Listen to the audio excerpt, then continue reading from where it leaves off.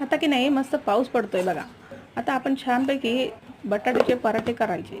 बटाट्याच्या पराठ्यासाठी लसूण, हिरवी मिरची, कढीपत्ता आणि थोडे धने एकत्र बारीक करून घ्यायचे. त्यानंतर तेलामध्ये जरासं जिरं, थोडंसं मोहरी घालून केलेला बारीक मसाला घालायचा.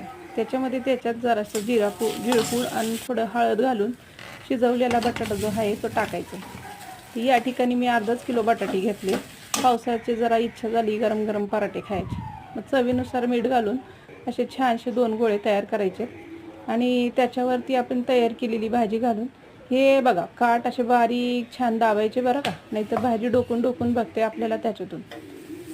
त्याच्यानंतर लाटून झाल्यावर बघा मस्त बटर तूप जे काय असेल त्याच्यामध्ये टाकून तो पराठा मस्त शेकायचा आहे आणि दह्यासोबत भारी खायला द्यायचं आहे बरं का.